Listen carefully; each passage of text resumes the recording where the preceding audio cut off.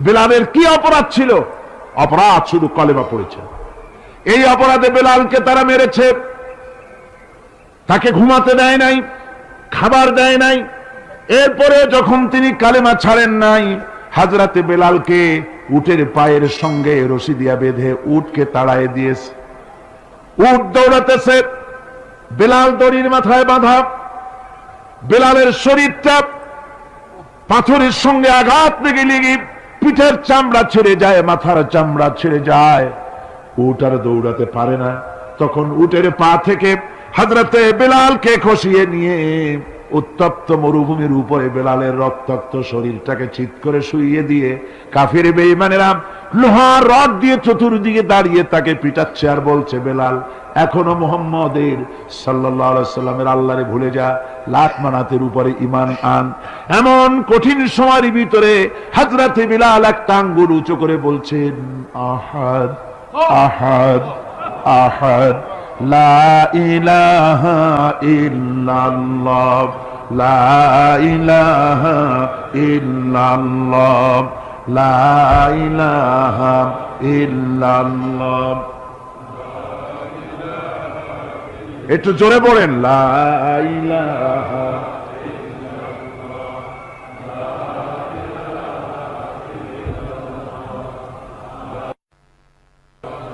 লা ইলাহা ইল্লাল্লাহু মুহাম্মাদুর রাসূলুল্লাহ।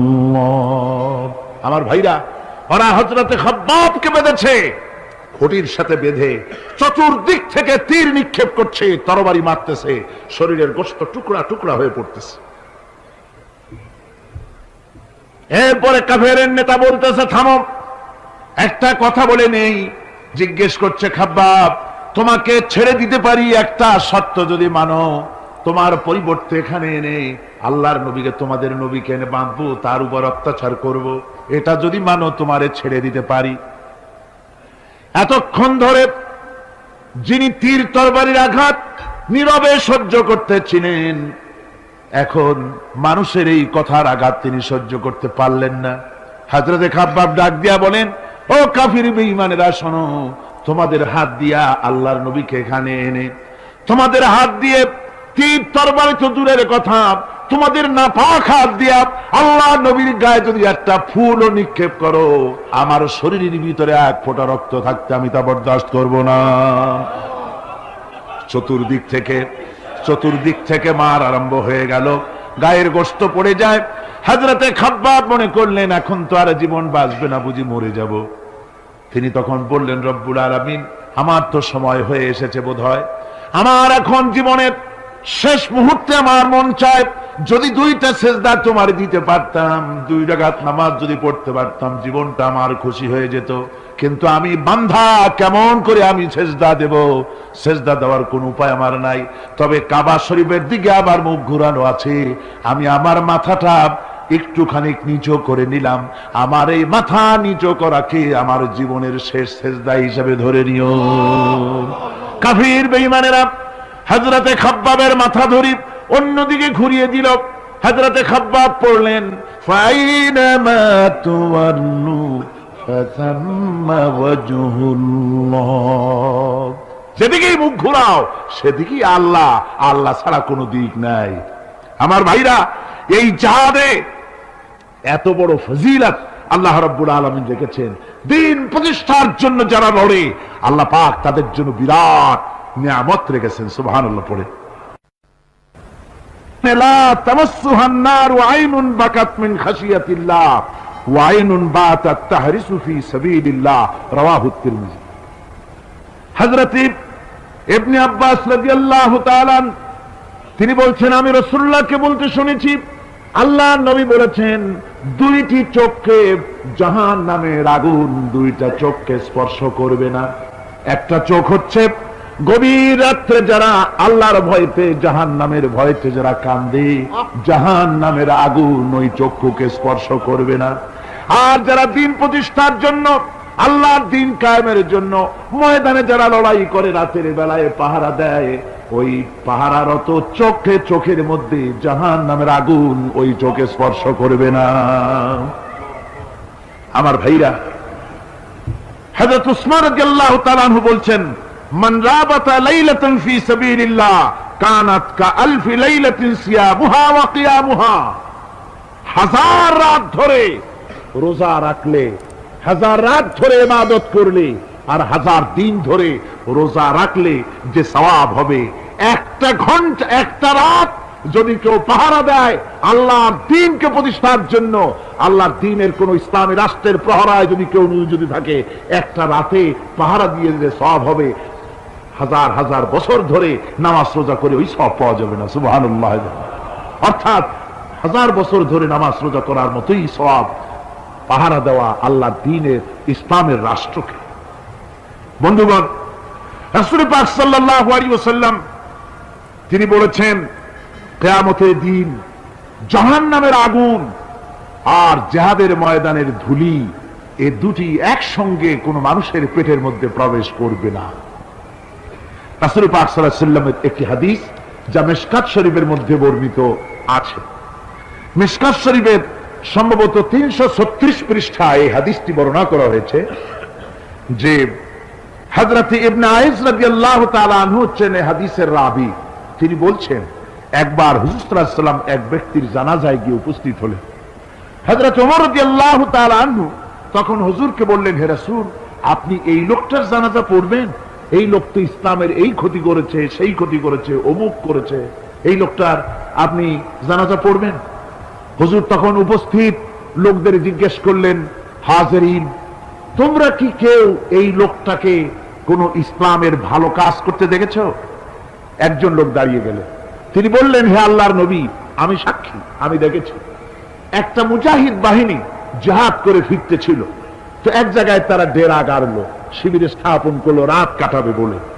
আমি দেখেছি এই লোকটি সারা রাত সেই মুজাহিদদেরকে, সাহাবীদেরকে সারা রাত জেগে জেগে পাহারা দিয়েছে।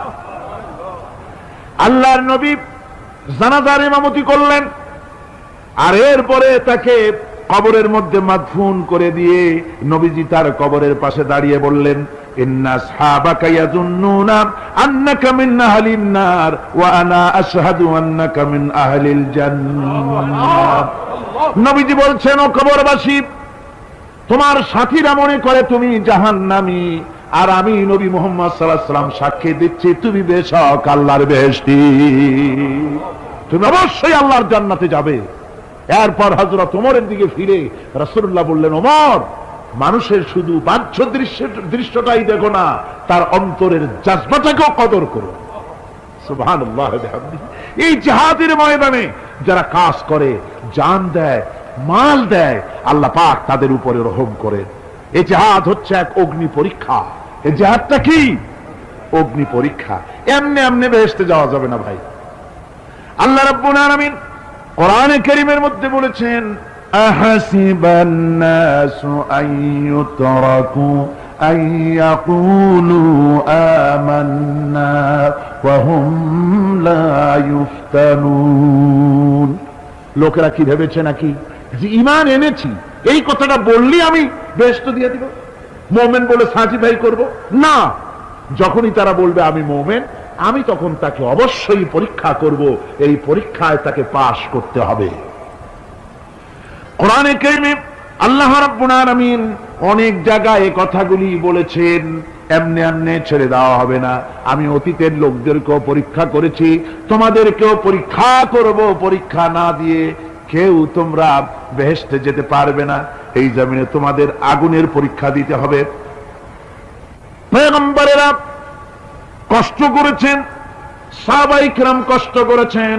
আল্লাহ রাব্বুল আলামিন তিনি বলছেন, আম হাসিবতুম আন তাদখুলুল জান্নাতা ওয়া লাম্মা ইয়াতিকুম মাসালুল লাযীনা খালাউ মিন ক্বাবলিকুম মাসাতহুমুল বাসাউ ওয়াদ-দাররাউ ওয়া যুলজিলু হাত্তা ইয়াকুলার রাসূলু والذين معه متى نصر الله ألا إن نصر الله قريب। আল্লাহ রাব্বুল আলামিন বলেন, তোমরা কি মনে করেছো যে তোমরা বেহেশতে প্রবেশ করবে অথচ তোমাদের পূর্বে যারা এই পৃথিবীতে এসেছিল তাদেরকে আমি যেমন পরীক্ষা করেছি ওরকম পরীক্ষা এখনো তোমাদের উপরে আসে নাই, ওরকম বিপদও আসে নাই, মুসিবতও আসে নাই। এমন বিপদ এসেছিল নবীদের উপরে, সাহাবায়ে কিরামদের উপরে, যে বিপদে মানুষ জর্জরিত হয়ে গিয়ে নবী এবং তার সাথী সঙ্গীরা এ কথা তারা মুখ থেকে বেরিয়ে গেছে, মাতা নাসরুল্লাহ, আয় আল্লাহ তোমার মদত কখন আসবে, তোমার মদত কখন আসবে, মার খেতে খেতে তো শেষ হয়ে গেলাম। এইভাবে যখন মার আসে চতুর্দিক থেকে আর মুমিনেরা ময়দানে পা জমায় টিকে থাকে দিন প্রতিষ্ঠার জন্য, আল্লাহ তখন খুশি হয়ে এক সময় ঘোষণা করে দিবেন, আল্লাহ ইন্না নাসরাল্লাহি করিব, আর দেরি নাই, আমার মদত আমার সাহায্য তোমাদের জন্য অবধারিত। সুবহানাল্লাহ। আমার ভাইরা, বিষয়টা সহজ নয়। শুধু দুইটা সেজদা দিয়া, শুধু তাহাজ্জুদের কিছু নামাজ পড়িয়া আল্লাহর জান্নাতে যাওয়া এত সহজ নয়, রাস্তা খুব কঠিন, রাস্তা খুব। ये शहादत गाहे उल्फत में कदम रखना, ये शहादत गाहे उल्फत में कदम रखना, लोग समझते हैं आसान है मुसलमान होना। এটা হলো শাহাদাতের উত্তপ্ত ময়দানে পা রাখা। লোকেরা মনে করে ইসলাম গ্রহণ করা, মুসলমান হওয়া বুঝি বড় সহজ ব্যাপার। এত সহজ না।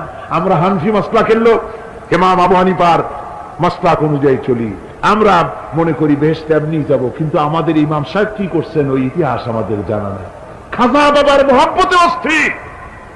রজব মাস আসলে পরে বড় বড় ডেক্সি চড়ায়, সেই ডেক্সির উপরে লাল শালু বিছায়, তারপরে টাকা পয়সা রোজগার বহুত করে। আসলে তো খাজা না, আসলে হচ্ছে ইয়া খাজা কুস্তু আজা, পেট তো ভরে যা।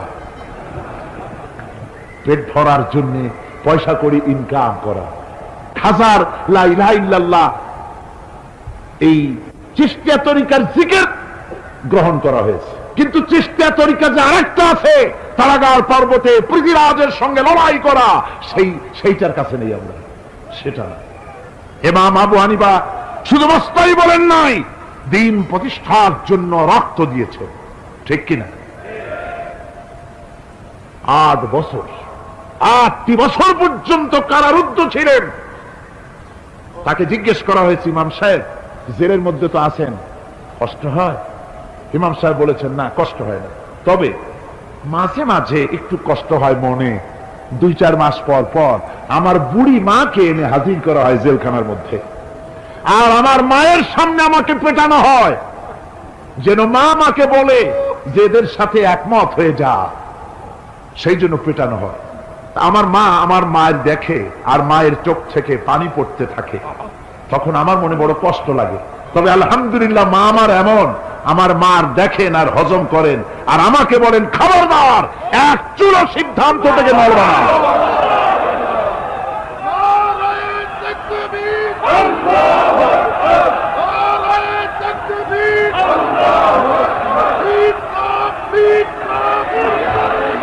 আমার ভাইরা, ইমাম মালিক 28 দিন পর্যন্ত তাকে বাতিলরা বেঁধে দিয়ে গেছে, হাত পিঠ মোড়া দিয়ে 28 দিন বাঁধা। এই হাত বাহু থেকে ডিসকানেক্ট হয়ে গিয়েছে, এই বাহুর জোড়া থেকে ডিসকানেক্ট হয়ে গিয়েছিল হাত, 28 দিন পর্যন্ত বাঁধা ছিল। ইমাম আহমদ বিন হাম্বল, ইসলাম বিরোধীরা তাকে পিটাইছে, প্রত্যেকটা চাবুকের সাথে গায়ের গোশত উঠে এসেছে।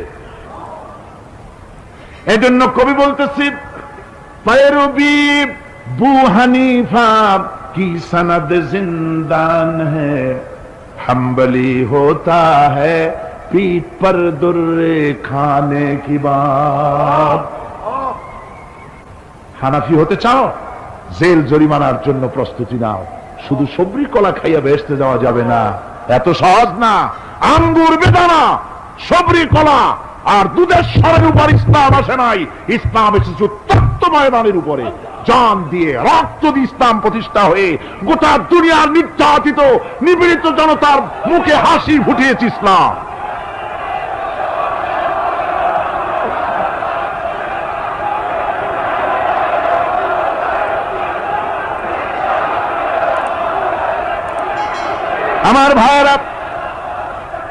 এই জিহাদ যখন শুরু হয়ে যাবে, মুসলমানেরা যখন আল্লাহর দয় বিধান কায়েমের জন্য যখন লড়াইয়ের ময়দানে যখন ঝাঁপায়া পড়বে, সে ময়দানে যদি তাদের অস্ত্র কম থাকে, জনসংখ্যা কম থাকে, আল্লাহ রাব্বুল আলামিন ওয়াদা করেছেন ওয়া কানা হাক্কান আলাইনা নাসরুল মুমিনিন।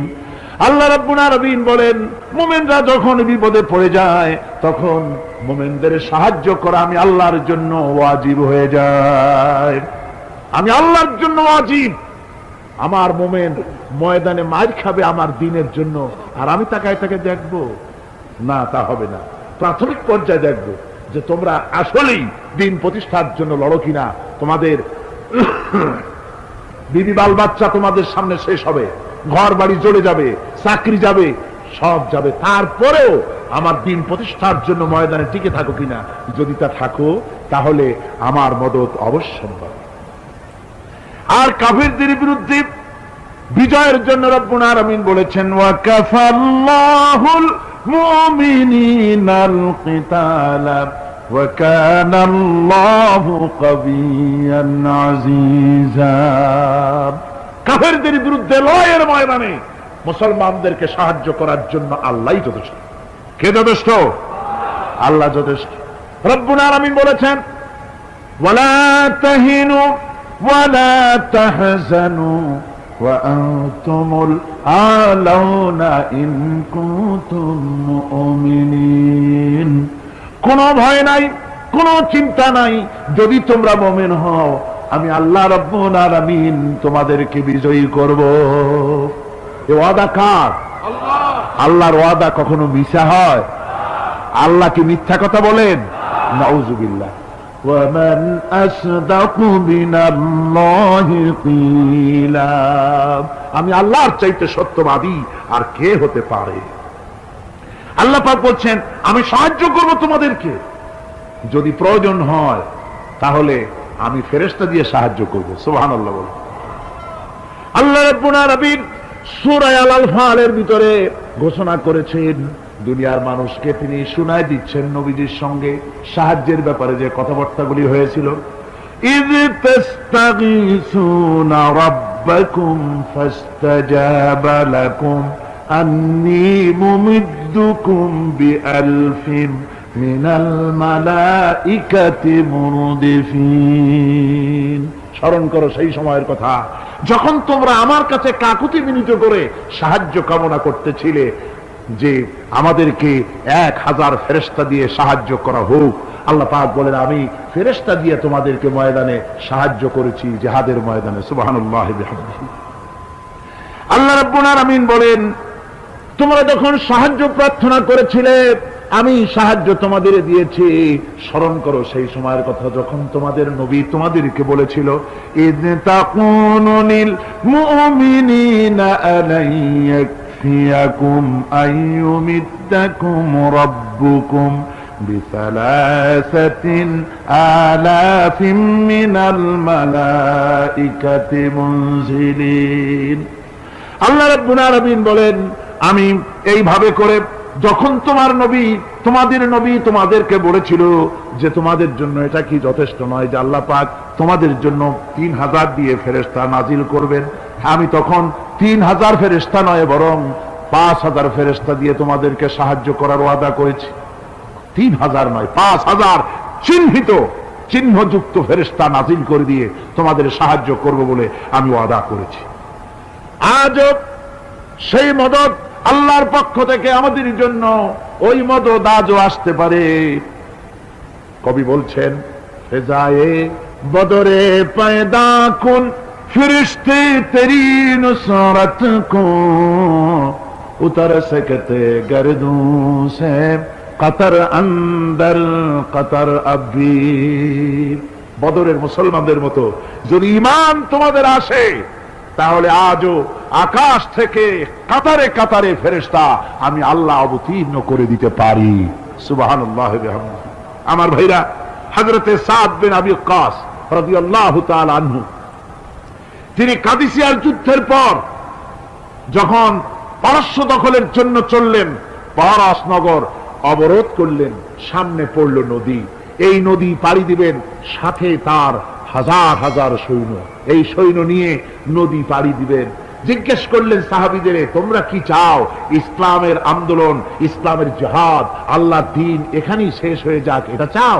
না ইসলামের এই কলেমার আওয়াজ নদীর ওপারেও নিয়ে যেতে হবে, অথচ আমাদের কাছে কোনো পারাপারের কোনো নৌকা নাই, কি করতে চাও? সাহাবীরা বললেন, আমরা আপনার অর্ডার ফলো করব, আমরা এই নদীর ওপরে গিয়েও কালেমার পতাকাকে উড্ডীন করতে চাই, কালেমার সুশীতল ছায়াতলে গোটা দুনিয়াকে আনতে চাই। হযরতে সাদ তখন বললেন, তাহলে তোমরা সবাই আমার পেছনে পেছনে এই দরিয়ার ভিতরে ঝাঁপিয়ে পড়ো, আর আমার সঙ্গে সবাই উচ্চারণ করো, নাস্তাঈনু বিল্লাহি ওয়া নাতাওয়াক্কালু আলাইহি, হাসবুনাল্লাহু নি'মাল ওয়াকিল, নি'মাল মাওলা ওয়া নি'মান নাসীর। ইতিহাস লিখতেছি, 60,000 সৈন্য তাদের অশ্ব নিয়ে, তাদের উষ্ট্র নিয়ে, তাদের মালপত্র নিয়ে, জিহাদের সামান নিয়ে শ্রাবণের খরস্রোতা নদী, উত্তাল তরঙ্গমালায় ভরা নদীর উপর থেকে এই সাহাবীরা পাড়ি দিয়ে ওপার চলে গেলেন। ওপার যাওয়ার পরে হযরতে সাদ বলছেন, তোমাদের কেউ কি হারায় গেছে নাকি? সবাই এদিক ওদিক তাকায়, খোঁজ করে বলল, মানুষ তো দূরের কথা, একটা উটও আর ঘোড়াও একটাও হারায় যায় নাই। একজন বলল, আমার একটা পেয়ালা, যে পেয়ালা আমি পানি পান করতাম, সেই পেয়ালাটা তুফানে ছিটকে কোথায় চলে গেছে, ওইটা হারায় গেছে। হযরতে সাদ বলেন, মুজাহিদের কোন জিনিস দরিয়া নিতে পারে না, অবশ্যই তা ফেরত আসবে। এই কথা তিনি বলতেছিলেন, হঠাৎ করে দরিয়ার কিনারে একটা আওয়াজ হলো, দেখা গেল তুফানের ভিতরে সেই হারানো বাটিটা তাদের মধ্যে ফিরে এসেছে। আল্লাহু আকবার। মুজাহিদদেরকে সাহায্য করেন স্বয়ং আল্লাহ রাব্বুল আলামিন। আফ্রিকার জঙ্গলের কাছে ভিন্ন ইতিহাস, জঙ্গলের কাছেই মুসলমানদেরকে থাকতে দেওয়া হয়েছিল। মনে করা হয়েছিল জঙ্গলের সমস্ত হিংস্র প্রাণীরা এই মুসলমানদের শেষ করে দেবে, যুদ্ধ করা লাগবে না। হযরতে সাদ যে অবস্থা বুঝতে পারলেন, তিনি একটা মঞ্চ তৈরি করলেন। সেই মঞ্চের উপরে দাঁড়ায় জঙ্গলের প্রাণীদের দিকে লক্ষ্য করে তিনি নোটিশ জারি করে দিলেন, বললেন, ইয়া আইয়াতুহাল হাশারাতু ওয়াস-সিবাউ নাহনু আসহাবু রাসূলুল্লাহ সাল্লাল্লাহু আলাইহি ওয়াসাল্লাম। হে জঙ্গলের হিংস্র প্রাণীরা, আমরা আল্লাহ রাসূলের সাহাবী, ফাইন্না নাজিলুনা ফামান ওয়াজাদনা বাদাহু কাতালনাহু। আমরা রাসূলের সাহাবী, এইখানে আল্লাহর দ্বীনকে কায়েম করার জন্য আমরা এসেছি, আল্লাহর কলেমার আওয়াজ নিয়ে আমরা এখানে রাত কাটাবো। সুতরাং এই জঙ্গলের ভিতরে হিংস্র প্রাণী যত আছো, সব আমাদের এই জায়গা ছেড়ে অন্যত্র চলে যাও।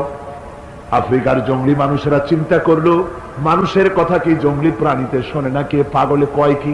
তারা তাকায় তাকায় দেখলো, হযরতে সাদের এই ঘোষণার পরে বাঘের কাতারে বাঘ, সিংহের কাতারে সিংহ, সাপের কাতারে সাপ, যার যার ডিম আর বাচ্চাগুলি মুখে কামড়াইয়া সাহাবীদের এলাকা ছেড়ে দিয়ে তারা অন্যত্র চলে গেল। আমার মুসলমান ভাইরা, এই ছিল মুসলমানদের ইতিহাস। দ্বীন প্রতিষ্ঠা করার কাজে মুসলমান এগোলে আল্লাহই মদত করেন। কে মদত করেন? বিশ্বকবি, কবি সম্রাট আল্লামা ইকবাল রহমতুল্লাহ আলাইহি বলেছেন, দস্ত দস্ত है दरिया भी न छोड़े हमने, दस्त दस्त है दरिया भी न छोड़े हमने, बहर जुल्मत पे दौड़ा दिए घोड़े हमने। আমরা সেই মুসলমান, প্রান্তর তো প্রান্তর, আমরা দরিয়ার খরস্রোতা উত্তাল তরঙ্গের উপর থেকে ঘোড়া দাবড়িয়ে আফ্রিকার ভূখণ্ডে কালেমার পতাকা আমরা উড্ডীন করেছি। আমরা সেই মুসলমান।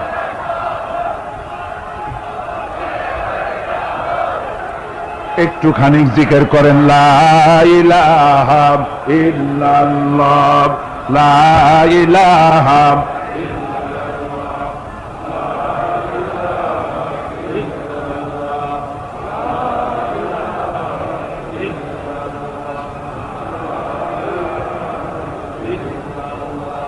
লা ইলাহা ইল্লাল্লাহু মুহাম্মাদুর রাসূলুল্লাহ। সমুদ্রের ঢেউকে, দাজলা নদীর ঢেউকে আল্লামা ইকবাল স্মরণ করে দিচ্ছেন। ও দরিয়ার ঢেউ, ऐ मौज जजला तू भी पहचानती है हमको, अब तक है तेरा दरिया अफसाना हमारा। হে টাইগ্রিসের উত্তাল উত্তাল তরঙ্গমালা, নিশ্চয় তোমার ভুলে যাওয়ার কথা নয় যে তোমার উপর থেকেই আমরা দরিয়া পার হয়ে ওপারে গিয়ে কালেমার পতাকা উড্ডীন করেছিলাম। আমরা সেই মুসলমান, আজ ইসলামী চেতনা হারায়া আমরা আজকে দুনিয়ার মধ্যে সবচাইতে লাঞ্ছিত, পদদলিত, হেয় প্রতিপন্ন জাতিতে পরিণত হয়েছি। আমার ভাইরা, মহাকবি, বিশ্বকবি, কবি সম্রাট আল্লামা ইকবাল রহমতুল্লাহ আলাইহি সুন্দর করে বলেছেন, মুসলমানদেরকে লক্ষ্য করে বলেছেন, ঘোষণা করো, বাতিলদেরকে জানায়া দাও, আমরা মাথা নত করার জাতি নই। আমরা মাথা নত করার জাতি? ভারত আজ আমাদের দিকে চোখ রাঙায়, ভারত চোখ রাঙায় তাকায় আমাদের দিকে, দুনিয়ার অনেকেই আমাদের দিকে চোখ রাঙায়। বিশ্বকবি আল্লামা ইকবাল বলেছেন, বাতিল সে দবনে ওয়ালে আয়ে আসমান হি হাম, बातिल से दबने वाले आए आसमान ही हम, सो बर कर चुका है तू इम्तिहान हमारा। বাতিলের সামনে মাথা নত করার জাতি আমরা নই। ওই আকাশ সাক্ষী, এই জমিন সাক্ষী, আমরা মাথা দিয়েছি কিন্তু মাথা নত করি নাই, শির দিয়েছি আমামা দেই নেই, সে জাতি আমরা। সুবহানাল্লাহ ওয়া বিহামদিহি। সেই জাতি আজ দুনিয়ার বুকে লাঞ্ছিত, পদদলিত হচ্ছে। কারণ কি? কারণ হচ্ছে একমাত্র এই যে আমরা আমাদের জীবনের উদ্দেশ্য ভুলে গিয়েছি। আমার ভাইয়েরা, আল্লাহর এই রাস্তায়, আল্লাহর এই দিন প্রতিষ্ঠার জন্য লড়াই হবে, জেহাদ হবে। জেহাদের কথাই বলতেছি। এই জেহাদ হলো পৃথিবীর নির্যাতিত, নিপীড়িত মানুষের মুক্তির জন্য জেহাদ। জেহাদ কি জন্যে? আমরা রাষ্ট্রপ্রধান হব, আমরা দেশ দখল করব, নেতৃত্ব দিব, এজন্য নয়। আমরা জেহাদ করব মানুষকে, মানুষের তৈরি করা মতবাদ, নির্যাতন থেকে, জুলম থেকে, অত্যাচার থেকে মানুষকে বাঁচাবার জন্য, মানবতা, নিগৃহীত নির্যাতিত মানবতার মুখে মুক্তির হাসি ফুটাবার জন্য আমরা করব লড়াই। সেই লড়াইয়ে এগিয়ে আসতে হবে তরুণদেরকে। কাদেরকে? জোরে বলতে হবে, কাদেরকে? তরুণদের আসতে হবে, যুবকদের আসতে হবে। আমার আনন্দে বুক ভরে যায় যখন দেখি মাহফিলে, আজকে তো এই মাহফিল কোরআনে কারীমের কথা এই ভূখণ্ডে আল্লাহ বলার তৌফিক দিয়েছেন। 35টি বছর পার হয়ে গেছে, জীবনের 35টি বছর কোরআনে কারীমের সামান্য একটু খেদমত করার তৌফিক আল্লাহ পাক দান করেছে। যখন এই কাজ প্রথম শুরু করি তখন দেখেছি মাহফিলে যারা আসে তাদের 95% দাড়ি পাকা বুড়া মানুষ।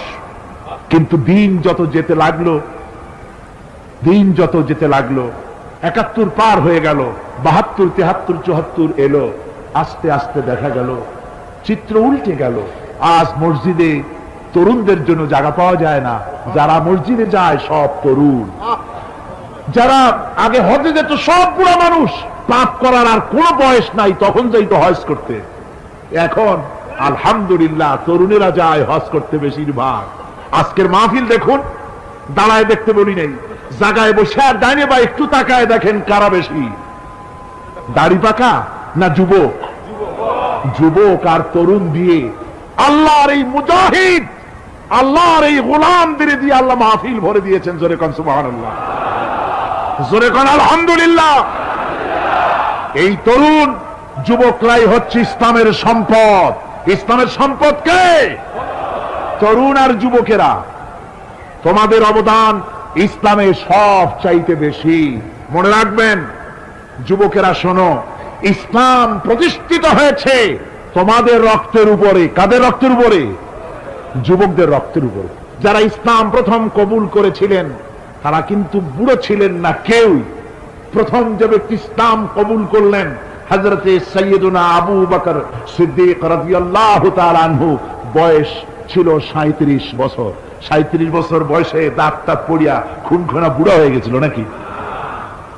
হযরত ওমর ইসলাম যখন কবুল করেন তখন তিনি ছিলেন 26 বছরের টকবগে যুবক, যৌবনের রক্ত পা এবং মাথা পর্যন্ত শিরায় উপশিরায় ধাবমান এই যুবক হযরত ওমর 26 বছর বয়সের সময় ইসলাম কবুল করেন। হযরত আব্দুর রহমান বিন আউফ যখন ইসলাম কবুল করেন বয়স ছিল মাত্র 17 বছর। হযরত আলী যখন ইসলাম কবুল করেন তখন বয়স ছিল মাত্র 8.5 বছর। তোমাদের মতো তরুণেরা, যুবকেরাই সর্বপ্রথম কলেমার পতাকা ধারণ করে রাসূলকে সাহায্য করেছিল। সুবহানাল্লাহ।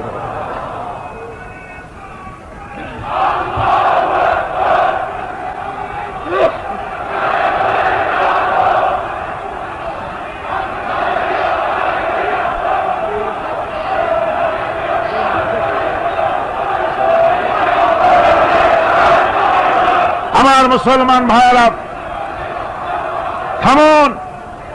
আমার ভাইয়েরা,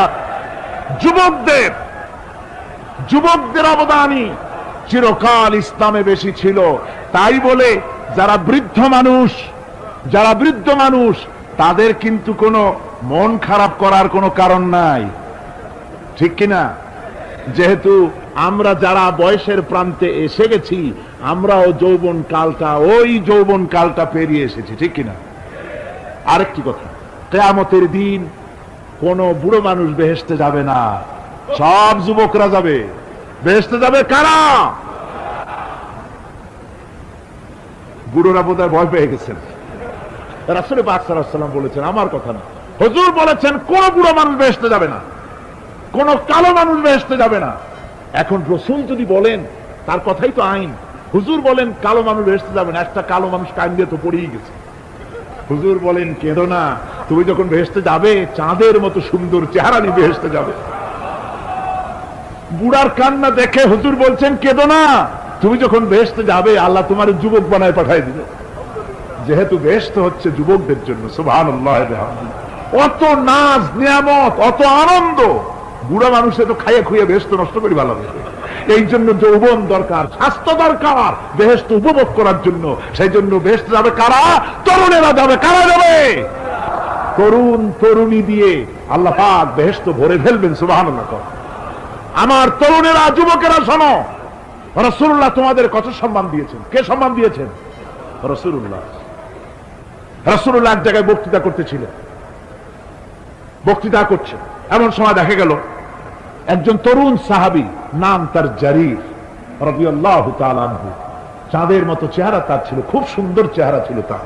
হযরত জারীর বসতে না পেরে জায়গা পায় না, দাঁড়ায় আছে। রাসূল নিজের গায়ের চাদরটা খুলে জারীরের দিকে নিক্ষেপ করলেন, বললেন, জারীর দাঁড়িয়ে আছো, আমার চাদরের উপরে বসো। সুবহানাল্লাহ। হযরত জারীর রাসূলুল্লাহর চাদর নিয়ে চুমা খাইতে লাগলেন, বললেন, আকরামাকাল্লাহ কামা আকরামতানি ইয়া রাসূলুল্লাহ।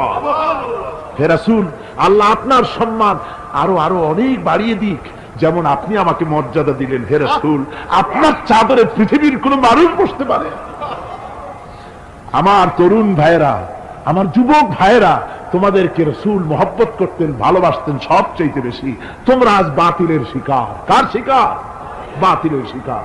তোমাদেরকে কি দেওয়া হয়? যে সব রাজনৈতিক দলের যুবক যারা তোমরা এখানে আছো, জিজ্ঞেস করি তোমাদের নেতারা তোমাদেরকে কি দেয়?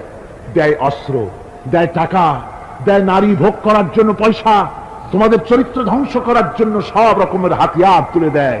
তোমাদের হাতে শোভা পায় কলম, হাতে শোভা পায় খাতা, হাতে শোভা পায় বই। বই খাতা কলমের পরিবর্তে তোমাদের নেতারা তোমাদের হাতে তুলে দেয় স্ট্রেন গান, তুলে দেয় হেরোইন, তুলে দেয় টাকা। এরা তোমাদের নেতা নয়, এরা তোমাদের জীবনের দুশমন। জোরে কি?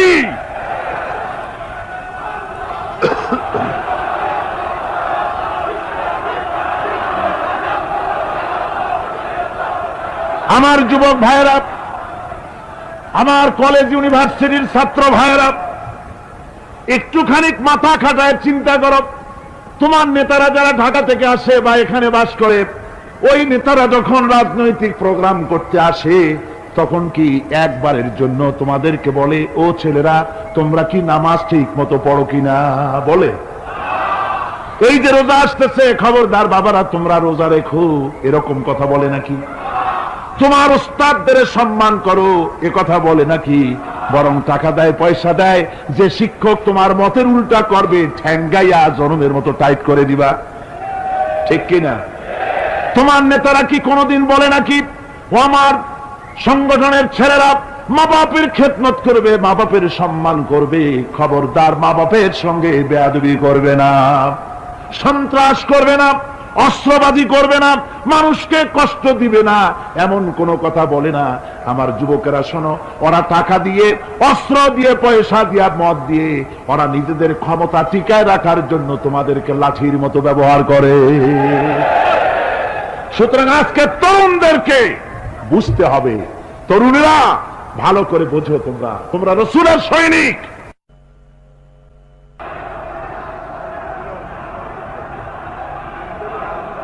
তোমাদের পক্ষে সম্ভব। বসুন, আমি বুঝতে পেরেছি কথা যেহেতু তরুণদের, আর তরুণদের জনসমুদ্র, কাজী জনসমুদ্রের মধ্যে উত্তাল ঢেউ তো সৃষ্টি হবেই, স্বাভাবিক। কিন্তু সেই স্বাভাবিকতার সুযোগ নিয়ে দাঁড়ায় বিশৃঙ্খলার সৃষ্টি করবেন না। আমার ভাইরা, আমরা ইসলাম আমাদের আদব শিক্ষা দেয়। কি শিক্ষা দেয়? আদব। শুধুমাত্র কোন লোক পেশাব পায়খানার কথা বললে তাকে রাস্তা ছেড়ে দেবেন, যেতে বলবেন, তা না হলে তো আপনাদেরই অসুবিধা হবে। কথা বুঝতে পেরেছেন? বাকি কেউ উঠবেন না, দাঁড়াবেন না। এত বড় বেহেশতি মাহফিল জীবনে আরেকবার পাবো কোন নিশ্চয়তা আছে? আপনি আমাকে বলেন, আল্লাহর আকাশের নিচে, জমিনের উপরে এর থেকে শ্রেষ্ঠ কোন মাহফিল আছে নাকি? কারণ এ মাহফিল কোরআনের মাহফিল। কিসের মাহফিল? এর থেকে শ্রেষ্ঠ মাহফিল আল্লাহর আকাশের নিচে, জমিনের উপরে হতে পারে না। সুতরাং বেয়াদবি কেউ করবেন না। তরুণেরা, যুবকেরা, তোমাদের এগিয়ে আসতে হবে। নির্যাতিত মানবতার পাশে তোমাদেরকে দাঁড়াতে হবে। আজ শ্রমিকরা তাদের ন্যায্য পাওনা পাচ্ছে না, কৃষক তাদের উৎপাদনের মূল্য পাচ্ছে না, নারী তার সতীত্বের গ্যারান্টি পাচ্ছে না। মানুষেরা আজ নির্যাতিত, নিপীড়িত। সারা পৃথিবীতে Bosnia, Algeria, Somalia, Palestine, Kashmir, Burma, Philippines, Bharat, পৃথিবীর সর্বত্র নির্যাতিত মুসলমানদেরকে বাঁচাবার জন্য আমার খালিদ বিন ওলীদের উত্তরসূরিরা, সালাউদ্দিন আইয়ুবী, জামালউদ্দিন আফগানি, হযরত আলী উত্তরসূরি, আজকের মাহফিলের যুবক আর তরুণরা, তোমরা কি রক্ত দিতে পারবে?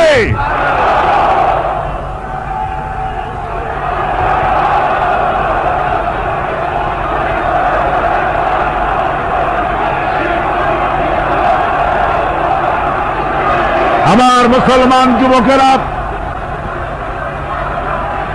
আল্লাহর রাস্তায় রক্ত দিলে তার অবস্থা কি হবে শোনো। আল্লাহ রাব্বুল আলামিন বলেছেন, ওয়ালা তাকুলু লিমান ইউকতালু ফি সাবিলিল্লাহি আমওয়াত বাল আহইয়াউ ওয়ালাকিন লা তাশউরুন। আল্লাহ রাব্বুল আলামিন বলেন, আমার রাস্তায় যারা নিহত হয়েছে, আমার রাস্তায় যারা জীবন দিল, ওরা মরে গেছে এই কথা তোমরা বলো না, ওরা জিন্দা। ওরা কি?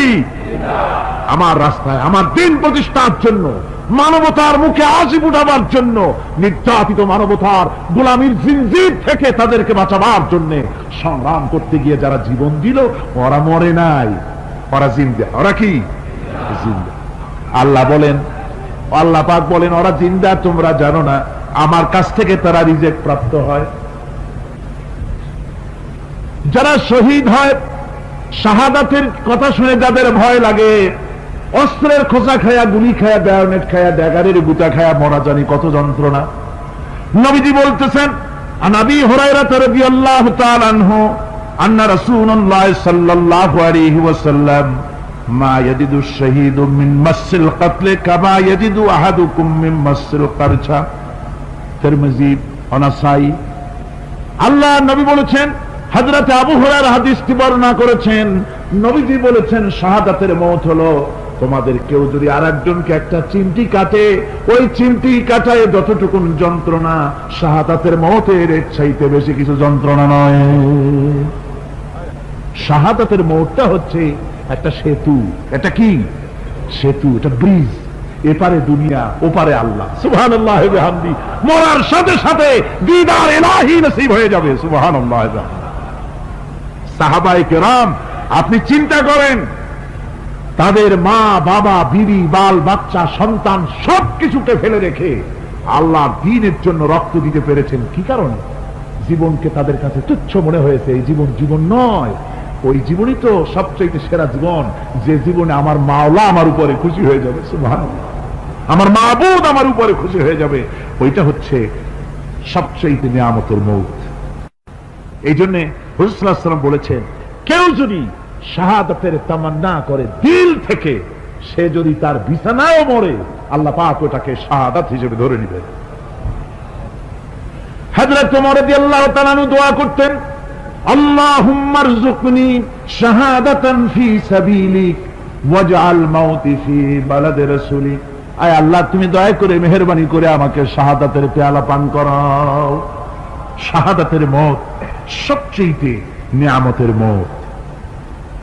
কিয়ামতের দিন এই শহীদ তার আত্মীয় স্বজনের ব্যাপারে 70 জন লোকের ব্যাপারে আল্লাহর কাছে সুপারিশ করার মতো পাওয়ার লাভ করবে। শহীদ ভাইরা, এই শাহাদাত নসিব হওয়ার জন্য তামান্না আমাদের দিলের মধ্যে থাকা উচিত। আল্লাহ দ্বীন প্রতিষ্ঠার জন্য প্রয়োজনে আমরা জান দিব, মাল দিব। পারবো না? পারবো কিনা? আমার ভাইরা, আব্দুল উজ্জা মক্কা শরীফে বাড়ি, 20 বছরের যুবক, পরিচার মধ্যে সবসময় চায় এতিম মানুষ, বাপ মারা গেছে একেবারে ছোট অবস্থায়, খুব গরিব। চাচা তাকে বড় করেছে, চাচা তাকে ঘর দিয়েছে, বাড়ি দিয়েছে। বুখারীর হাদিস, বুখারী শরীফ এসেছে। বাড়ি ঘর জায়গা জমি সোনা দানা টাকা পয়সা উট ঘোড়া সব দিয়েছে, প্রতিষ্ঠিত করে দিয়েছে। কিন্তু আব্দুল উজ্জা শান্তি পায় না। রাসূল পাক সাল্লাল্লাহু আলাইহি ওয়াসাল্লাম দ্বীনে দাওয়াত দিচ্ছেন, মন চায় তাওহীদের এই সুরা সেও পান করে, কিন্তু চাচার ভয়তে পারে না। মনটা চাচ্ছে, আহা, চাচা যদি ইসলাম কবুল করতো তাহলে আমার জন্য ব্যাপারটা সহজ হয়ে যেত। এভাবে চিন্তা করতেছে। হঠাৎ একদিন রাসূল পাক সাল্লাল্লাহু আলাইহি ওয়াসাল্লাম হিজরত করলেন। এরপরে আব্দুল উজ্জার ধৈর্যের বাঁধ ভেঙে গেল। আব্দুল উজ্জা গিয়ে বলছে, চাচা, মুহাম্মদ সাল্লাল্লাহু আলাইহি ওয়াসাল্লামের নাম তো নিশ্চয়ই শুনেছেন। বলে, হ্যাঁ শুনেছি। তিনি যে ইসলামের দাওয়াত দেন, ওইটা আপনার কাছে কেমন লাগে? তার মানে বলছে যে আমার কাছে তো খুব ভালো লাগে। চাচা, ইসলাম কি কবুল করবেন? এই অগণিত মূর্তির সামনে মাথা নত করে আমাদের কোনো লাভ নাই। ওই মূর্তিগুলি আমাদের কোনো সাহায্য করতে পারে না। এক আল্লাহ বিশ্বাস করার জন্য মুহাম্মদ সাল্লাল্লাহু আলাইহি ওয়াসাল্লাম আমাদের বলেছেন। চাচা বলছে, খবরদার, এই কথা যদি আবার উচ্চারণ করো তাহলে আমি তোমাকে যা দিয়েছি সব ছিনায় নেব। আব্দুল উজ্জা বলছেন, তাহলে আর আমি সহ্য করতে পারলাম না। চাচা, আপনার সামনেই আমি ঘোষণা করলাম, একদিন চাপা রেখেছি, আর পারলাম না। আমি ঘোষণা করে দিলাম, লা ইলাহা ইল্লাল্লাহু মুহাম্মাদুর রাসূলুল্লাহ। চাচা বলল, তুমি এর পরিণতি জানো? আব্দুল উজ্জা বলল, কি পরিণতি? চাচা বলতেছি, এই কলেমা পড়ার কারণে আমি তোমাকে যা দিয়েছিলাম, ঘোড়া দিয়েছি, উট দিয়েছি, বাড়ি দিয়েছি, সব আমি তোমার কাছ থেকে ছিনাইলাম, সব ফেরত দিতে হবে। তিনি বললেন, আমি রাজি আছি, আমি রাজি আছি। আপনি আমার সোনা দানা ঘোড়া উট আর ঘর বাড়ি যা দান করেছেন, এই দুনিয়াটার মালিকও যদি আমারে বানাই দিতেন, আমি এর বিনিময়ে কলেমা পড়া থেকে আর আমি নিজেকে থামাই রাখতে পারি না। বলে, আমার সব আমাকে ফেরত দাও। বলল, দিলাম, যা আপনি দিয়েছেন সব আপনাকে ফেরত দিলাম। চাচা বলছে, জায়গা জমি টাকা পয়সা সোনা দানা সব পেলাম, তোমার গায়ে যে জামা, তোমার পরনের যে লুঙ্গি, ওটা আমার টাকার খোলো। আব্দুল উজ্জা বললেন, আপত্তি নাই। জামা খুলে দিলেন, পরনের লুঙ্গিটাও খুলে দিলেন। 20 বছরের যুবক এই অবস্থায় চলে গেলেন মায়ের কাছে। মা আব্দুল উজ্জাকে এই অবস্থায় দেখে 2 চোখ চেপে ধরলেন, বললেন, বাবা, তোমার এই অবস্থা কেন? ছেলে বলছে, মা, ইমান ইমান আনার কারণে আমি সব হারায় ফেলেছি, আমার আর কিছুই নাই, ইমান আনার কারণে আমার এই অবস্থা হয়েছে। মা বলছে, বাবা আমার কাছে কি চাও? ছেলে বলছে, মা আমি চলে যেতে চাই মদিনায়, আল্লাহর নবী মুহাম্মদুর রাসূলুল্লাহ সাল্লাল্লাহু আলাইহি সাল্লামের দরবারে চলে যেতে চাই, আমি একটু বস্ত্র চাই। মা একটা পুরানা কম্বল তার হাতে দিয়ে দিলেন। আব্দুল উজ্জা কম্বলটাকে ছিঁড়ে এক টুকরা কোন রকম হাঁটুর উপরে জড়ায় নিলেন, আর এক টুকরা গায়ে দিয়ে নিলেন। আব্দুল উজ্জা আবার বহু কষ্ট করে মরুভূমি পাড়ি দিয়ে মদিনা মুনাওয়ারায় চলে গিয়ে বাবি জিবরিল থেকে ঢুকে আসহাবে সুফফা চবুতরার সামনে বসে আছেন, ছেঁড়া কম্বল পরা। এবার বিশ্ব নবী, দুনিয়া আখিরাতের বাদশা জনাবে মুহাম্মদ রাসূলুল্লাহ সাল্লাল্লাহু আলাইহি ওয়াসাল্লাম যখন মসজিদের নিজের ঘরের থেকে দরজা খুলে বেরিয়েছেন, দেখেন এক যুবক বসা, একটা আধাটা কম্বল পরা, হাঁটুর উপরে কোন রকম করে রানটা লজ্জাস্থানটা ঢাকার, গায়ে একটা ছেঁড়া কম্বল। তার এই অবস্থা দেখে হুজুর জিজ্ঞেস করেন, তুমি কে? যুবক বলছে, আমি আব্দুল উজ্জা। ইসলাম কবুল করার জন্য আমার সব ছিল, আমি কম ধনী ছিলাম না, আমার চাচা সব নিয়ে গেছে, সিনাই রেখেছে, আমার লুঙ্গিটাও দেয় নাই। ঘটনা সব তিনি ঘুরে ঘুরে বললেন। হুজুর বললেন, তোমার নাম আব্দুল উজ্জা নয়, তোমার নাম আব্দুল্লাহ। আব্দুল্লাহ জুলবাজাদাইন তার নাম। হযরত আব্দুল্লাহ জুলবাজাদাইন কি রাসূলুল্লাহ দিয়ে দিলেন, আসহাবে সুফফাদের সাথে মিলাই দিলেন, এখানে থাকো, খাবার আসতে পরে খাবে। তাদের সব সময় খাবার থাকতো না। আসহাবে সুফফায় তারা থাকতেন যাদের ঘর নাই, বাড়ি নাই, থাকার জায়গা নাই। ক্ষুধার জ্বালা যখন তারা অতিষ্ঠ হয়ে যেতেন, নবীজি ঘরের থেকে তাহাজ্জুদের জন্য যখন বেরোতেন, ক্ষুধার্ত সাহাবীরা রাসূলের চেহারা দেখার সঙ্গে সঙ্গে ক্ষুধা নিবৃত্ত হয়ে যেত। হযরত রাসূল পাক সাল্লাল্লাহু আলাইহি ওয়াসাল্লাম আব্দুল্লাহকে ওনাদের মধ্যে ভিড়ায় দিলেন। আব্দুল্লাহ এবার কোরআন শরীফ পড়ে। কোরআন শরীফ পড়তে গিয়া চিল্লায় চিল্লায় তিনি পড়েন, আস্তে আস্তে পড়েন না। সাহাবীরা বিরক্ত হয়ে রাসূলের কাছে নালিশ করলেন যে বড় চিল্লায় কোরআন পড়ে, আমাদের নামাজেও ডিস্টার্ব হয়। হুজুর বলেন, সাহাবীরা কেউ আব্দুল্লাহর ব্যাপারে কোনো কথা বলবে না, তারে চিল্লাইতে দাও, যেহেতু ঈমানের জন্য তারে বড় মূল্য দিতে হয়েছে। পরনের লুঙ্গিটা পর্যন্ত আনতে পারে নাই, যত খুশি চিৎকার করেছে আল্লাহর কালাম পড়ুক। তাবুকের যুদ্ধ, রাসূলুল্লাহ তাবুকের দিকে রওনা করেছেন, 30,000 সৈন্য নিয়ে রওনা করেছেন। ওই জিহাদে মানুষেরা প্রাণ ভরে রাসূলুল্লাহকে সাহায্য করেছেন। মেয়ে লোকেরা নাকের ফুল, কানের দুল, গলার হাল খুলে খুলে রাসূলের কদম মোবারকে দিয়ে দিয়েছে। ধনীরা টাকা পয়সা সব দিয়েছে। হযরত আবু বকর তো যা ছিল সব এনে দিয়েছে, কিছু ছিল না ঘরে। রাসূল রওনা করলেন। প্রতিমধ্যে হযরত আব্দুল্লাহ জুলবাজাদাইন আল্লাহর নবীর খেদমতে হাজির হয়ে বলেন, হুজুর সবাই তো সব দিল, আমার কিছুই নাই, কিছু দিতে পারলাম না। হুজুর আপনি আমার জন্য দোয়া করেন, আমি যেন এই তাবুকের ময়দানে কাফেরদের বিরুদ্ধে লড়াই করে যেন শহীদ হয়ে যেতে পারি। মাল দিতে পারি নাই, কিন্তু আল্লাহর জন্য যেন আমার জীবনটা দিয়ে দিতে পারি। ও চট্টগ্রামের যুবকেরা, তরুণেরা, তোমাদের মতো 20 বছরের তরুণ হযরত আব্দুল্লাহ জুলবাজাদাইন শাহাদাতের তামান্না করে রিসালাতে মাহবের কাছে দাঁড়িয়েছেন। হুজুর বললেন, একটা গাছের বাকল নিয়ে আসো। একজন একটা বাকল নিয়ে এলো। রাসূলুল্লাহ এই বাকলটা আব্দুল্লাহ জুলবাজাদাইনের হাতে লাগাই দিলেন। রাসূলুল্লাহ বললেন, আয় আল্লাহ, আমি আব্দুল্লাহর রক্ত কাফেরদের জন্য হারাম করে দিলাম। হযরত আব্দুল্লাহ বলছেন, ইয়া রাসূলুল্লাহ, আমি চাইছিলাম শহীদ হব, আর আপনি আমার রক্তটা হারাম করে দিলেন কাফেরদের জন্য।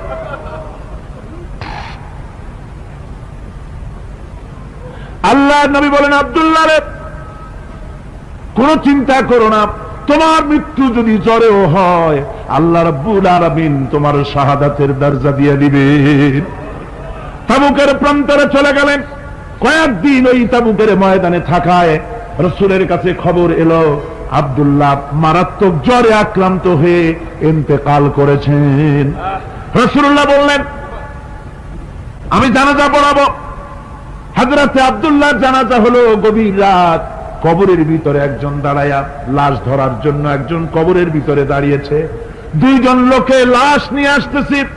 হযরতে বেলাল আলো উঁচু করে দাঁড়ায় ধরে আছে, অন্ধকার রাত, কবরের ভিতরে একজন দাঁড়ানো, লাশ নিয়ে এসেছে দুজনে, কবরের ভিতরে যিনি দাঁড়ানো তিনি বলছেন, এই লাশকে তোমাদের ভাইকে আদবের সাথে কবরে রাখো। কবরের মধ্যে যিনি দাঁড়ানো তিনি আর কেউ নয়, বিশ্বনবী মুহাম্মদুর রাসূলুল্লাহ সাল্লাল্লাহু আলাইহি ওয়াসাল্লাম। হযরত রাসূলুল্লাহ বলতেছেন, আবু বকর ওমর, তোমাদের ভাইকে আদবের সাথে কবরে রাখো, খবরদার বেয়াদবি করো না। কবরের মধ্যে আল্লাহ নবী আব্দুল্লাহ জুলবাজাদাইনকে নিজ হাতে শোয়ায় দিয়া কবরের উপরে পাথর বিছিয়ে দিয়ে নবীজি বললেন, রব্বুল আলামিন, আজকের এই সন্ধ্যা পর্যন্ত আমি আব্দুল্লাহর প্রতি রাজি ছিলাম, তুমিও আব্দুল্লাহর প্রতি সন্তুষ্ট হয়ে যাও। হযরত ইবনে মাসউদ রাদিয়াল্লাহু তাআলা আনহু বলেন, আমি চিৎকার মেরে কেঁদে কেঁদে বললাম, আল্লাহ, আজকে যদি এই কবরে আব্দুল্লাহ না হয়ে আমি হতাম, আমার কিসমতটা ভালো হয়ে যেত। যুবকেরা, ও তরুণ মুসলমানেরা, তোমরাই রক্ত দিয়ে ইসলাম কায়েম করেছো। কে কায়েম করেছে ইসলাম? মুসলিম তরুণেরা, মুসলিম যুবকেরা, তোমাদের অবদান সব চাইতে বেশি। আজ মুসলমান যুবকদের চরিত্র নাই, মদ, জুয়া, জেনা, ব্যভিচার করে করে সর্বনাশ করে দেওয়া হলো। সরকারি ভাবে, বেসরকারি ভাবে, বিভিন্ন ভাবে যুবকদেরকে মিসগাইড করার জন্য মদ দেওয়া হয়, টাকা দেওয়া হয়, অস্ত্র দেওয়া হয়, সব দিয়ে যুবকদের চরিত্র নষ্ট করা হচ্ছে। অথচ যুবক হচ্ছে একটা জাতির মেরুদণ্ড। জাতির কি মেরুদণ্ড? এই মেরুদণ্ডকে ঘুণে ধরেছে, এই মেরুদণ্ড নষ্ট করার ব্যবস্থা করা হয়েছে। আমার মুসলমান ভাইয়েরা, হাদিস থেকে শোনো, বদরের প্রান্তরে যুদ্ধ হবে, রাসূলুল্লাহ সাহাবায়ে কিরামদেরকে রেডি করেছেন, কিন্তু এই যুদ্ধটা বড় মারাত্মক, এই জিহাদ বড় মারাত্মক। জিহাদ হবে, চাচার বিরুদ্ধে ভাতিজা জিহাদ করবে, বাপের বিরুদ্ধে সন্তান অস্ত্র ধারণ করবে, ভাইয়ের বিরুদ্ধে ভাই অস্ত্র ধারণ করবে। কোন জায়গা? বদর। কোন জায়গায়? বদর। মক্কা থেকে যারা আসতেছে সব চাচা, ভাই, মামু, খালু, এরা আসতেছে। আপন আপন লোকেরা আপন লোকের বিরুদ্ধে অস্ত্র ধারণ করবে। এটা কি সহজ? কোন এটা কি সহজ? রাসূলুল্লাহ যুদ্ধের কথা মানুষকে বুঝাচ্ছেন, একটু ইতস্তত করছেন। হযরত রাসূল পাক সাল্লাল্লাহু আলাইহি ওয়াসাল্লাম যুদ্ধের কথা সাহাবায়ে কিরামদের সামনে পেশ করতেছেন আর একটু ইতস্তত করতেছেন। এই কঠিন যুদ্ধে সাহাবীরা কিভাবে মেনে নেবে? রাসূলের মনের অবস্থা বুঝতে পেরে হযরত মিকদাদ রাদিয়াল্লাহু তাআলা আনহু, বর্ষিয়ান সাহাবী, তিনি দাঁড়ায় গেলেন।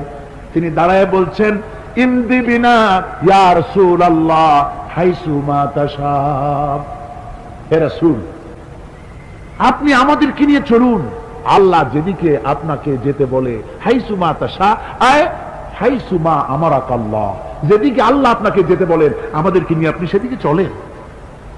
ইন্না লা নাকুলু লাকা কামা ক্বালা বানু ইসরাঈল লিমূসা আলাইহিস সালাম, ইযহাব আনতা ওয়া রাব্বুকা ফাকাতিলা ইন্না হাহুনা কাঈদুন। আমরা মুসা আলাইহিস সালামের উম্মতের মতো বলবো না যে, হে মুসা, তুমি আর জিবরাইল আর তোমার আল্লাহ যুদ্ধ করো, আমরা ঘরে বসে আরাম করি। এই কথা আমরা বলবো না হুজুর। বল ইযহাব আনতা ওয়া রাব্বুকা ফাকাতিলা ইন্না মাকুমা মুকাতিলুন। হে রাসূল, বরং আমরা বলবো, আপনি যুদ্ধ করুন, আপনি আমাদের নিয়ে চলুন, আমরা লড়বো আপনার সাথে কাফেরদের বিরুদ্ধে, ততক্ষণ পর্যন্ত লড়বো মা দামাত আইনুম মিন্না তাতাররাফ। ও রাসূল, যতক্ষণ আমাদের চোখের একটা পাতাও নড়ে ততক্ষণ আপনার সাথে আমরা লড়বো। সুবহানাল্লাহ। মানে জীবন যতক্ষণ আছে আপনার সাথী হয়ে কাফেরদের বিরুদ্ধে লড়তে থাকবো। হুজুর খুব খুশি হয়ে গেল। হুজুর কি হলেন? দারুণ খুশি হয়ে গেল। আল্লাহর নবী খুশি হয়ে বললেন, ও সাহাবীরা, তোমাদের মানসিক অবস্থা যখন এই কুবু বিনা ইলা জান্নাতিন, জান্নাতুন আরদুহা কারদিস সামাওয়াতি ওয়াল আরদ। ও সাহাবীরা, তোমাদের মানসিকতা যখন এমন, তখন আমার সাথে তোমরা দাঁড়াও, আমার সাথে ওঠো, আমার সাথে চলো জান্নাতের দিকে। রাসূলুল্লাহ বলছেন, আমার সাথে চলো বেহেশতে। কোন বেহেশত? এমন বেহেশত যে বেহেশতের বিশালতা আর প্রশস্ততা ওই বিশাল আকাশ আর জমিনের চাইতেও বেশি। এই বিরাট জান্নাতের দিকে চলো আমার সাথে। ফাকামা উমাইর বিন হামাম ওয়া কানা ইয়াকুলু তামার। যুবকেরা, তোমাদের মতো তরুণ, তোমাদের মতো এক যুবক যার নাম উমাইর, তিনি দাঁড়িয়ে গেলেন, হাতে ছিল খোরমা, খোরমা খাচ্ছিল। দেখেন না, বক্তৃতা হয় মাঠে, ওয়াজ নসিহত হয়, আর যুবকেরা দাঁড়ায় দাঁড়ায় বাদাম খায়, হয় না? ওই সাহাবী ওই সময় তো বাদাম টাদাম হয়তো পায় নাই, খোরমা খাচ্ছে, খোরমা চাবাচ্ছে, বিসি ফালাই দিতেছে, আর এইভাবে খাচ্ছে আর হুজুরের কথা শুনছে। হুজুরের কথা শুনে উমাইর বলছেন, বাহ বাহ। এটা একটি আঞ্চলিক শব্দ, এর অর্থ হচ্ছে আয় মা আযমাহু ওয়া মা আহসানাহু। হে রাসূল, আপনি কত সুন্দর কথা বললেন, আপনি কি বিশাল কথা বলেছেন, কত বড় কথা বলেছেন। জিহাদ করলে, জান দিলে এমন বেহেশত পাবো, জান্নাতুন আরদুহা কাআরদিস সামাওয়াতি ওয়াল আরদ, যে বেহেশতটা হবে ওই বিশাল আকাশের চাইতে বিস্তীর্ণ, এমন বেহেশত পাবো। ওয়াল্লাহি লাউ কুনতু হাইয়ান হাত্তা আকুলাহুন্না ইন্নাহা লাহায়াতুন তাওয়িলা। আল্লাহর কসম, আমি যদি হাতের সবগুলি খোরমা খেতে যাই তাহলে তো অনেক সময় লাগবে, বেহেশতে যেতে দেরি হয়ে যাবে, অনেক দেরি হয়ে যাবে বেহেশতে যেতে। ফারামা বিহিন্না, হাতের সবগুলি খোরমা তিনি ফেলে দিলেন। ও যুবকেরা, হযরত উমাইর তোমার মতো যুবক খোরমা খাওয়া সহ্য করলেন না আল্লাহর জান্নাতে যাওয়ার লোভে। জান্নাতে যেতে দেরি হয়ে যাবে, আল্লাহর সঙ্গে দিদার করতে দেরি হয়ে যাবে, এই মনে করে হাতের খোরমাগুলি ফালায় দিলেন, জিহাদের ময়দানে ঝাঁপায়ে পড়লেন। হাদিস শরীফে এসেছে, উমাইর জিহাদ করে বেশ কিছু কাফেরদেরকে নিহত করে নিজেও শহীদ হয়ে গেলেন। রাসূলুল্লাহ বদরের শহাদাদের জানাজা করার সময় একজন সাহাবী বলে দিলেন, হুজুর, এই সেই উমাইর, আপনি যখন বেহেশতের কথা বলছিলেন, খোরমাগুলি খাওয়ার তর সহ্য হয় নাই বেহেশতে যাওয়ার জন্য, এই সেই উমাইর। আল্লাহর নবী উমাইরের কাছে দাঁড়ায় আঙ্গুল দিয়ে তার শরীরের দিকে দেখায় বললেন, ইন্নাকা মিন আহলিহা। ও যুবক, যেই বেহেশতের জন্য খোরমা খাওয়ার সময় তুমি পাও নাই, আমি নবী সাক্ষী দিচ্ছি তুমি অবশ্যই সেই বেহেশতের অধিবাসী।